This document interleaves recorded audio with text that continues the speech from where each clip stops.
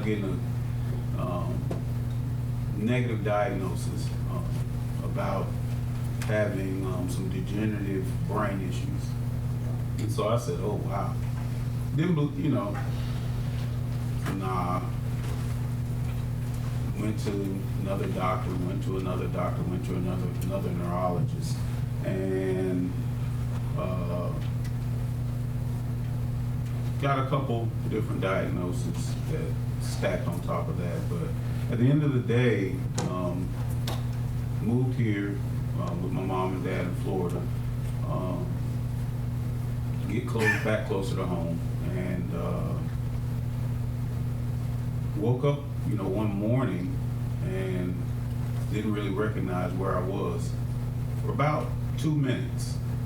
Where am I? And at that moment, I asked myself the question: how have you managed your life? How have you managed the time that you had on this earth? And then the second question I asked was, how are you going to manage the time that you have left? And I've coached, I've trained, I've spoken at conferences and to athletes all over the globe. I've competed at the highest level in 2 sports. I've seen it all, I've seen everything. And the number one thing that I see happening on the planet is that we need more managers. So if you're in this room, you're unique and you're on the cutting edge because you're ahead of the curve. When you look at the city of Daytona and you see some of the things that are happening within our city, and some of the things that we don't have, the one thing that we all forget is that we have an urgent need for the management of people capital. And we don't think about that. When you look at the human resource that we have in this city and the homeless population that we have in this city, and the need to manage the potential within each and every one of those individuals, first of all, valuing them and looking at them as something valuable and a resource that we can get something out of. And so you guys are ahead of the curve in that aspect of understanding that the programs that are being offered here, at the time when I was attending college, I wish that I had chosen project management, because your life consists of how well you manage it. When you look back over your life will be the fruit of how well did you manage the resource that you was given. Each and every one of us were born as a human resource, and the gift and talents that you have on the inside of you, how well are you managing them? Everyone is born, everyone has value. And so when we look at the problems that are faced, we need creative, innovative project managers who are going to solve the problems. Solutions present themselves to people who can manage them. Solutions present themselves to the people who can manage them. Bill Gates saw a huge problem. Computers were too big, so he went onto the hardware side, the software side, and began to take some of that hardware over to software and created Microsoft. He managed, he listened to the future, heard a problem, created a solution, gave birth to a solution, managed the solution, and now he has problems. His biggest problem is giving away resources, giving away money, finding ways to sow in the lives of other people, to make others' lives different. So I challenge you today, before we get into the PowerPoint, is just to acknowledge the fact that there's something great on the inside of you. And if you're not betting on you, something's wrong. You're the greatest, you're most familiar managing you. And the way that you manage you is a reflection of how you're going to manage someone's project. And if you can't manage you, then it'll be a tough sell sitting down and interviewing for a job and managing $500,000, $2 million, $55 million project. So I'm going to talk briefly on self-management. We talk about change all the time, and I've always spoke about being on the proactive side of change, being on the right side of the equation. Either you can be on the wrong side or the right side of the equation, but the one thing that's guaranteed to all of us is that things are going to change. In the next 2 minutes, things are going to change. In the next 5 minutes, things are going to change. But if you go into a boardroom and you preach and teach change, people will fight you. But change is always happening and is always coming. And the companies and the individuals that don't see it coming are the ones that are left out in the cold. Ask Blockbuster.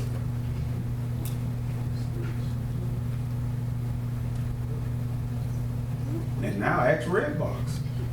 Streaming is taking over. Change is coming faster and faster because technology is here and it's not going anywhere. And when you can, the people who can understand how to marry technology with creative ingenuity of the human spirit are the ones that are winning. That's all that Steve Jobs did, Bill Gates did. The ingenuity of the human spirit married technology and gave birth to the reality that we see today. iPads. And it's based on principle. It's based on principle. What we see, it's the foundation. If you dig deep, it's based on principle. Change happens system deep. We look at the concept and think this is a concept. And so we go and try and create a concept. It's almost like the Joneses. You see your neighbor and they get a brand new Porsche. Man, you see the dressing. You go out and get a brand new Porsche, but you don't understand.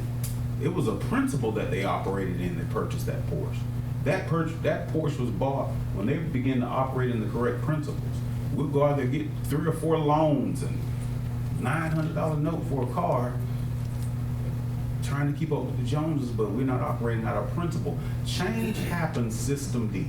If you're not willing, and it takes heavy lifting to do things on a systemic level, because that's foundational, and it doesn't look pretty when you're trying to fix on the foundation and you have your concept resting on that foundation, because doesn't look right to other people, and it seems like things are shaking. But yeah, let's get into it. I'm sorry. No, it's all good.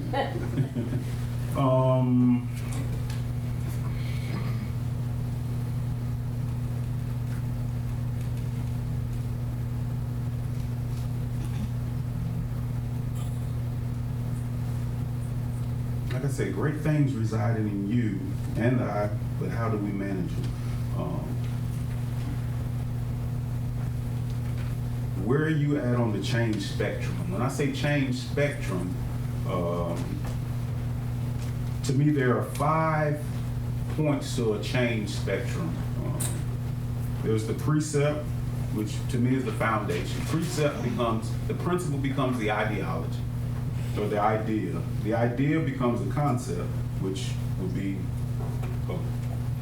okay, I thought about it, I researched it, and now here we have Zephyr's Warden. That would be my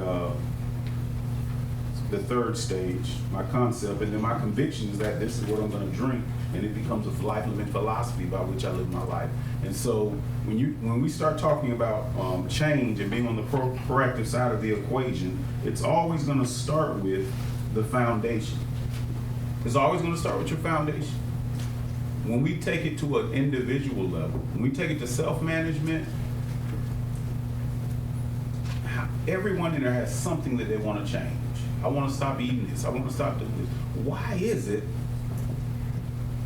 that we can want change and it becomes the hardest thing that we accomplish? There are things that if you change this one, if this one thing could change, it would send you in a total opposite direction. It would send your career in this direction. It would send. Why is it that there are such addictive personalities, not that honestly want to change but don't know how? How do you change? We say it, change is happening all the time, but as an individual, the very things that we want to change so that it can put us in a better position to be successful, we sometimes find ourselves fighting against the very thing we say we want to change. How do you change? How do we address the issue of change? We have to do it at the foundational level. We see it.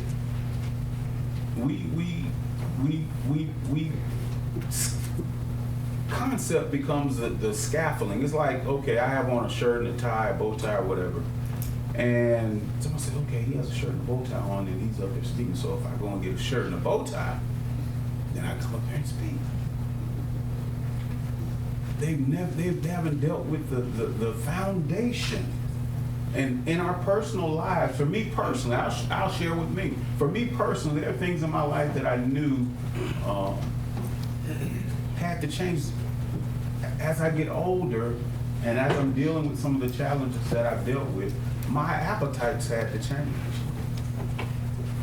What I ate, what I put in my body. Appetites is the one thing that rob people of opportunity in managing, in self-management. I'm talking about self-management. Not managing appetites will cost you. Eye gate appetites, ear gate appetites, what you put in your mouth appetites. Appetites will ruin you if you don't manage them. We're talking about self-management. What before we get to, and see, you can even look at it this way. You right now we're doing a risk assessment on what the project that we have to manage ourselves. And after doing this assessment and saying, man, there's some appetites that I gotta, okay, well, how do you do that? It starts above the neck. It starts above the neck. Right here. It starts with changing the way you think, changing your life living philosophy, which will lead to the desired change in the behavior. I was a behavior specialist in Charlotte for about 12 years, and I became a parent advocate. And the one thing that I saw on a consistent basis was kids wanted and desired to change. But the fruit, I could speak to the fruit all day, but if I didn't deal with the tree that the fruit came from, guess what? Every day that kid came back, conformed to the tree that he came from. Some of the things that you're living your life living philosophy by, some things that your parents taught you or that their parents taught them that you have to cut away from. See, management, the life cycle of a project, and I look at this way, the life cycle of a project happens in 4 seasons. Spring, summer, fall, and winter. That's the life cycle of every project. That's the life cycle of the life that we have. In certain projects, when we look at ourselves personally, we want to have that springtime of fruition where we're growing, we're blossoming. And then after that springtime where what was planted is going to blossom, now that summer heat hits it to test it. Everything worth anything has to go through testing.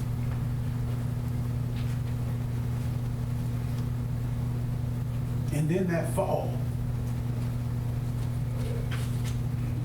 after the testing happens, the evaluation process. Now let's evaluate what happened in the spring. Did it last through the summer? Fall is a season of that, is a time period of evaluation.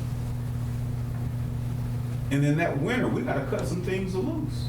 Some of you are in the winter season of a life cycle where there's some things I have to cut loose in order for me to move back into my spring. I want to bear fruit. It's almost like a tree in the wintertime that holds on to all the leaves and refuses to let them go. Because I don't want to look bare, I don't want to look bad, and I don't want to look a certain way. And you're holding on to something that you should have been released. And you missed your spring. And the reason you stay in your winter, and I'm talking personally about me, the reason I've stayed in winter seasons of my life when I should have been past to the next stage was because I was holding on the leaves that I should have let go. And in project management, even in the marketplace, when you're managing a project and it's going through certain seasons, there are some people that you're holding on to.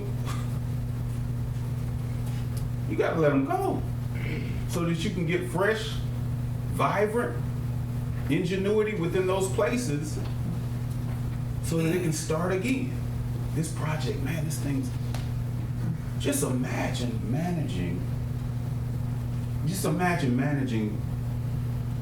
being a project manager for the startup of developing the iPad, whoever the project manager was. Steve Jobs said, this is what I want. This is the team I need to put together. I need 5 engineers here, this and that and the other, da, da, da, da. And all of these pieces to the puzzle are building a plane in the air. And there's a time period when it's gonna land. Are you prepared? Have you built it in a way that it's gonna land successfully? And sometimes there has to be adjustments in the air, on the fly. When you look at the risk and you have to mitigate, what is it that we need to cut loose? What is it? Those are all seasons, life cycles. See, time is a continuum. We talk about managing time, but the reality is we can't manage time because it never stops. Have you ever tried to manage something that doesn't stop? It's a continuum. So we plan upon a continuum, and the creator who created everything put time in place and put 4 seasons on a continuum. Time is spherical. It goes like this: winter, spring, summer, fall, right? Winter, spring, summer, fall. Winter, spring, summer, fall. Winter, spring, summer, fall. And it keeps moving. And in that same way, the projects that we have to manage, me speaking the self-management of ourselves, there's an evolution that has to happen in this next phase. For Grady to raise up formidable project managers who are going to have to manage some huge issues. Not just building projects. I'm talking about people management. That's the issue. You want to know the next step, the cutting edge step, the next phase? Begin to write and to create people management books. That's the issue. All around the United States, you hear it on the news. Our president said, okay, well, you're a sanctuary city. We're going to send everything that come in here to you. Why? How do we manage people? The human being is our most valuable resource, and we mismanage it. We mismanage it. We mismanage ourselves. How do we manage the human resource that we have? That's the cutting edge, I promise you.